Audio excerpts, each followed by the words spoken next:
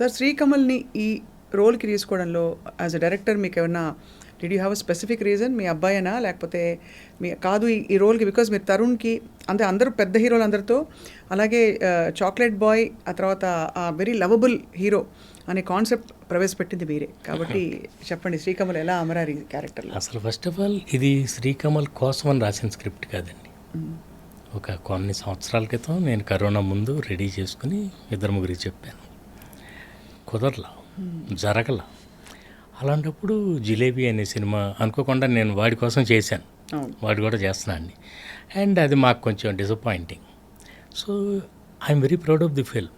కానీ మేము సరిగ్గా ఆడియన్స్లోకి తీసుకెళ్ళలేకపోయాం. ఏదో సంథింగ్ డిస్టర్బెన్స్ జరిగిందిలేండి. చాలా ఫ్యాక్టర్స్ ఉంటాయి కదా. వాడికి అది అయిపోయేసరికి మరి స్క్రిప్ట్ రెడీగా ఉంది. వాడు ఇప్పుడే ఈ స్క్రిప్ట్కి కావాల్సిన వయసుకు వచ్చాడు. ఓహో, ఓకే, కరెక్ట్గా మ్యాచ్ అయ్యేది. ఈ టైం వచ్చింది. 'జిలేబీ' అయిపోయింది. వెంటనే చేయడానికి everything is ready. And I did not become a producer by choice, by chance.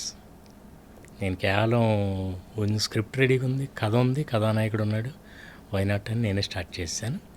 And వాడు కరెక్ట్గా వాడి వయసుకి మ్యాచ్ అవుతుంది. నాకు జనరల్గా కథల్లో ఏం చేస్తున్నామంటే వాడు చిన్నపిల్లడు వచ్చి 50 మందిని కొట్టేస్తుంటాడు. వాళ్ళ వయసును మించిన క్యారెక్టర్స్ చేసేస్తున్నారు. అది కొంచెం మ్యాచ్ కదని నా ఫీలింగ్. వీడు కూడా వచ్చి డాడీ నేను కూడా 10 మందిని కొడతానంటే ముందు నేను వాడిని కొట్టేవాడిని. సో నీ వయసుకి మ్యాచ్ అయ్యే క్యారెక్టర్ చేయండి. అలాంటిది ఇది కరెక్ట్గా కుదిరింది. అందుకని వెంటనే స్టార్ట్ చేసాం.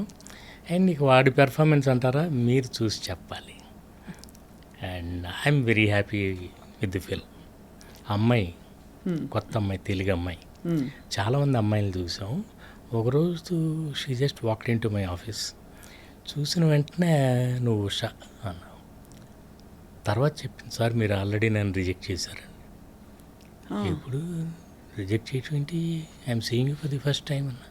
లేదు సార్, జై చిరంజీవి సినిమాకి చిన్నపిల్ల క్యారెక్టర్ నేనే, సతీష్ అనే వాళ్ళ డాటర్ అనమాట అమ్మాయి. సో ఆ జై చిరంజీవికి ఆయన క్యాషియర్. సో అప్పుడు వాళ్ళ డాక్టర్ని తీసుకొస్తే ఫోటోషూట్ చేశానంట. అంతా చేసి మీరు నన్ను కాదని వేరే ఇంకొక అమ్మాయి, ఇప్పుడు చేసిన అమ్మాయి శ్రేయ అని ముంబై గారు, అప్పుడు రిజెక్ట్ చేశారు. నేను చాలా ఫీల్ అయ్యాను. అప్పుడు నాకు 4 ఏళ్ళు. ఆ అమ్మాయికి ఇప్పుడు గుర్తుంది అది. చాలా ఫీల్ అయ్యాను. మరి నాళ్ళ తర్వాత మళ్ళీ నేను అప్పుడు, సో నువ్వు అర్థం చేసుకో, there is some design.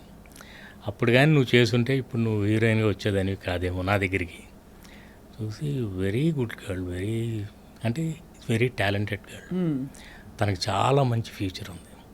And అన్నిట్లోకి మోస్ట్ ఇంపార్టెంట్ అంటే very well behaved girl. No problem, ఏదన్నా నో ప్రాబ్లం. నేను అలాంటి కమిట్మెంట్ చాలా తక్కువ మందిలో చూశాను. కెమెరా కోసం నో కంప్లైంట్స్. అవునా? No complaint. మిగతా హీరోయిన్లు కొంచెం ఇబ్బంది పెట్టారు సార్? కొంతమంది, అందరూ కాదు. అంటే నేను అంటూ ఏంటంటే తనకి షార్టే ఇంపార్టెంట్. చాలా కష్టంగా మంచులో సాంగ్, మీకు తెలియదు ఏమన్నా, కొంచెం గ్లామర్గా ఉండే డ్రెస్సు, ఈ షర్టర్లు ఇవన్నీ అయ్యాం. పాపం చాలా తను ఎలా అసలు అడిగి ఎలా పెడుతుంది. నాకే భయం వేసి వెళ్ళి వద్దులే అవుతుంది, మనం పక్కన వెళ్ళి చేద్దాం, నో ప్రాబ్లం సార్ చేసేస్తాను, అంత అంత కోఆపరేట్ చేసింది. అందుకే సాంగ్స్లో మీరు చూస్తే చాలా బాగుంటాయి సాంగ్స్. అంటే కొంచెం చాలా రోజుల తర్వాత ఇలాంటి మ్యూజిక్ కుదిరింది. నేను అడగబోతున్నాను సార్, ఎందుకంటే మీ సినిమాలు అంటే మ్యూజిక్ ముందు ఎక్స్పెక్ట్ చేస్తారు. అసలు ఫస్ట్ నుంచి ట్రేస్ చేసుకుంటే ఏమిటి సార్ ఆ పాటలు ఇప్పటికి పాడుకుంటున్నారు అందరంటే? మరల తెలుపునా ఏమిటి, ఆ మెలడీస్ ఏమిటి? వందే మాత్రం శ్రీనివాస్, మరల తెలుపున. అదే ఇందాక మా బోస్తో అన్నాను సార్, ఏంటి వందే మాత్రం శ్రీనివాస్ గారు అసలు ఎర్రజెండా, ఒక విప్లవం, ఒక యాక్షన్, ఒక అలా ఉండేది, అలాంటి మెలడీ ఇచ్చారు ఆయన అంటే ఎవరి గ్రేట్నెస్ అది అంటే ఇద్దరు గ్రేట్నెస్ అని చెప్తున్నారు. లేదు, అది వందే మాత్రం శ్రీనివాస్ గ్రేట్నెస్ కంపల్సరీ. ఎందుకంటే తన దగ్గర అది ఉంది.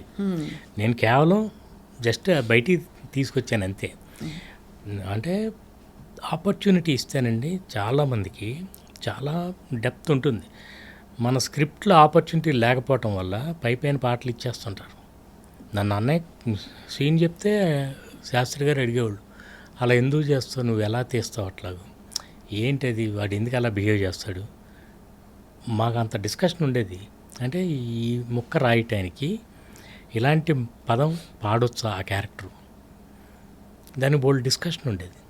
సో దాని వెనకాల వాళ్ళందరూ అట్లా మ్యూజిక్ డైరెక్టర్ ఏమో ట్యూన్ ఇవ్వాలి. నేను ఒక దాంట్లో ఇంకో దాంట్లో ఎంటర్ అవ్వను నేను. వాళ్ళ మ్యూజిక్ డైరెక్టర్ పాటలు రాసేస్తున్నారు. ఇన్ఫ్యాక్ట్ నా ఈ సినిమాకి కూడా తను రాశాడు. కానీ పాట మ్యాచ్ అయితేనే రాయాలి. తన దగ్గర 4 వాక్యాలు ఉన్నాయని దాన్ని ట్యూన్ కట్టేస్తే ఒప్పుకో. పాటకి మనం మర్యాద ఇవ్వాలి. అలాగే అన్నయ్య ఏం చేసేవాళ్ళు అంటే ఇచ్చిన తర్వాత మేము ట్యూన్ తీసుకెళ్ళటం, క్యాసెట్ తీసుకెళ్ళి ప్లే చేయటం.